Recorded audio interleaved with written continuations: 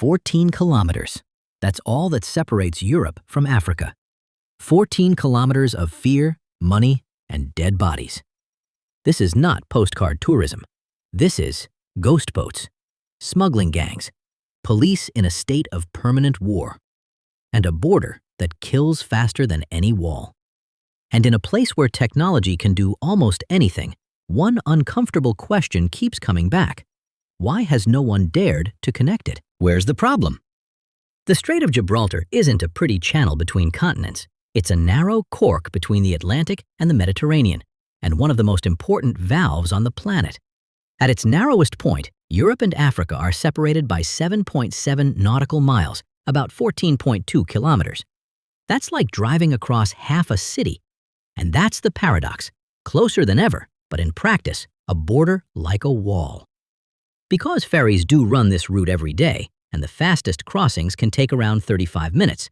But that's the tourist version of this story. The real version looks like this. It's not just a crossing. It's a global highway for ships, commercial traffic, tankers, container ships, naval vessels, the entrance and exit for the entire Mediterranean.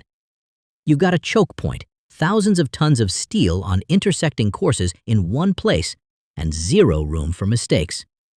And then there's the water itself, turning this strait into a trap. In Gibraltar, the water runs in two layers. On the surface, lighter Atlantic water flows into the Mediterranean. Deeper down, saltier, denser Mediterranean water flows back out into the Atlantic as an undercurrent. That's not some oceanography fun fact. It's a conveyor belt that shapes waves, turbulence, mixing, and navigation conditions. Add wind and fast-changing weather, plus the fact that the strait is very deep, hundreds of meters, and has underwater sills that affect flow. And then the key clicks. In theory, two shores within arm's reach. In practice, a place where it's easy to vanish into ship traffic, easy to lose a trail on the water, and easy to move something between continents before anyone even catches their breath. That's why this strait isn't just a geographic curiosity. It's the point where global trade, ocean currents, and Europe's border get squeezed into 14 kilometers. Smuggling into Europe. What you see on the map as 14 kilometers, for smugglers, is a revolving door. The most classic cargo?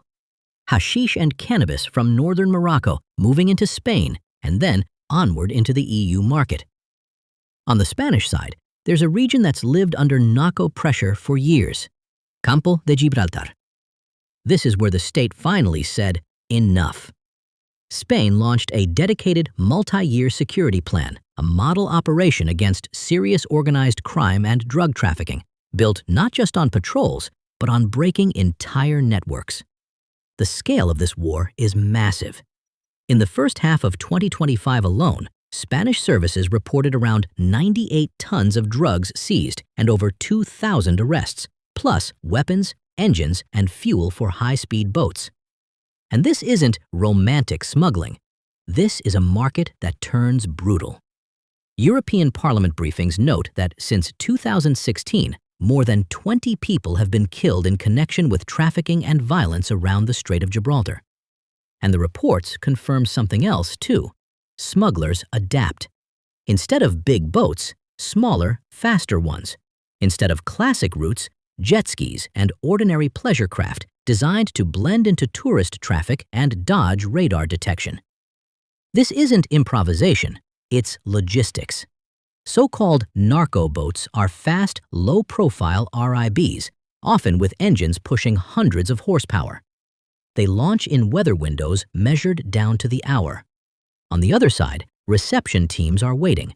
Warehouses, vans, drivers, and spotters with radios. Fuel, parts, engines, everything moved in advance and hidden. But the state isn't standing still. Guardia Civil and the Policía Nacional have entered a technological arms race too. At sea, they now deploy fast patrol craft supported by radar, thermal imaging, drones, and helicopters. And instead of only chasing boats, services increasingly hit the infrastructure: engines, fuel, warehouses, and the people on land. Because one boat is just a tool. The real target is the network. This conflict can be deadly. In February 2024, in Barbate, a narco boat rammed a Guardia Civil vessel. 2 officers were killed on the spot. It was a turning point, a symbol of escalating violence on Spain's coast. There are casualties on the other side as well. In September 2025, near Algeciras, after a collision between a narco boat and a patrol unit, a member of the smuggling crew was killed. So why do they keep taking the risk? Because money explains everything. Court files and investigations suggest that a narco boat pilot can earn several thousand to tens of thousands of euros for a single run across the strait. Ground crews and spotters make less, but they get paid regularly. For the organizers, the stakes are different. One successful night can mean hundreds of thousands of euros in profit. Losing a boat, arrests, even death, it's baked into the cost. It's asymmetric warfare.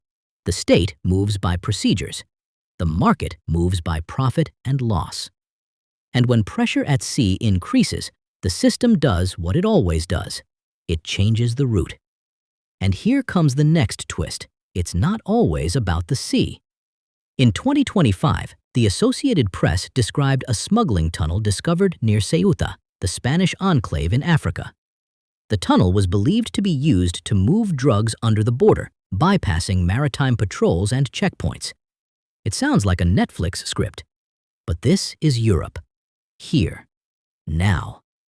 Because when smugglers switch to jet skis, tourist boats, and tunnels under the border, it means one thing. This isn't a problem of a few criminals. It's a system that adapts faster than the state. Migration. 14 kilometers that kill. Now the other side of the same strait. People. The sea here can look easy. In reality, currents, wind, and heavy ship traffic turn 14 kilometers into something far worse. And the pressure isn't focused on one single point. It's a connected system. Attempts across the strait and along the Andalusian coast, crossings through Ceuta and Melilla, the EU's only land borders with Africa, and the Atlantic route to the Canary Islands, the longest and the deadliest. According to IOM data, in 2024, the Mediterranean claimed at least 2,452 lives, IOM.int. And for Spain, the Associated Press reported an NGO estimate of over 10,000 deaths attempting to reach Spain by sea in 2024, mainly via the Atlantic route to the Canaries. AP News. And here's the key point. States aren't passive. Reuters reported that in 2024, Morocco thwarted 78,685 attempts to reach Europe irregularly and carried out rescue operations as well. Reuters. That's a hard fact that shows one thing. This border works like a pressure valve, and someone is keeping a hand on the tap. On the European side, Spain has also increased pressure. Patrols, surveillance, cooperation, and rescue. And the security logic is brutal. The weaker the control, the more people die, because the smuggling business grows, and so does the number of desperate attempts. Those 14 kilometers aren't just a distance on a map. It's a line where the state has to decide, does it rule the border or hand it over to chaos? Why doesn't Spain just lock it down? Because it isn't one problem.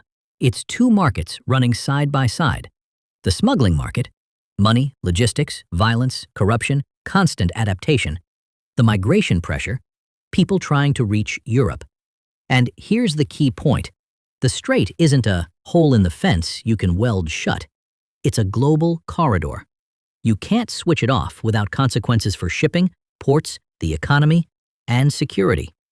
That's why Spain goes for a model based on long-term security plans, like Campo de Gibraltar, hitting the logistics, fuel, boats, warehouses, international cooperation.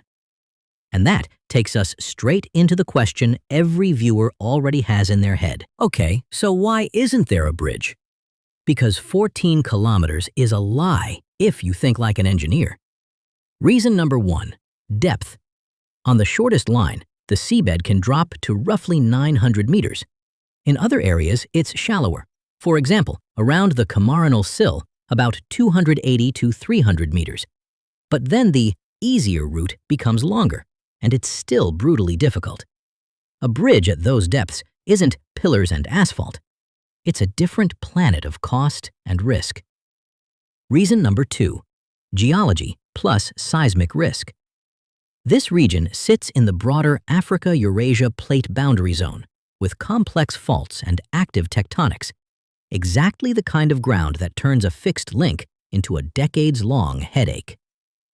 Reason number 3, currents, wind, and shipping. This is one of the most strategic maritime choke points on Earth. A structure here would need extreme clearances for major vessels, plus safety margins for collisions, storms, and the kind of navigation density where small mistakes become disasters. That's why, for decades, the more realistic alternative has always been a tunnel. And it's not just theory. Spain and Morocco have had joint structures studying a fixed link for years. Only problem? A tunnel here isn't a metro under the river. It's a long, deep mega-project through difficult ground, financially and technically so heavy that it keeps coming back to the table and falling off. So the Strait of Gibraltar has a paradox. It's the closest border between two worlds and one of the hardest places on Earth to actually connect. 14 kilometers. For a tourist, a ferry and a selfie with Africa in the background. For a smuggler, a gate. For a migrant, roulette. For the state, a logistics war you don't win with one single move. And for everyone, the question that stays, will those 14 kilometers ever truly connect two continents? Or will they always be an abyss where people and billions of euros disappear? This was the gateway to the Atlantic. The next one is inside Europe, Poland, Belarus. Subscribe, because there are no waves there. There's silence, night, and ambushes.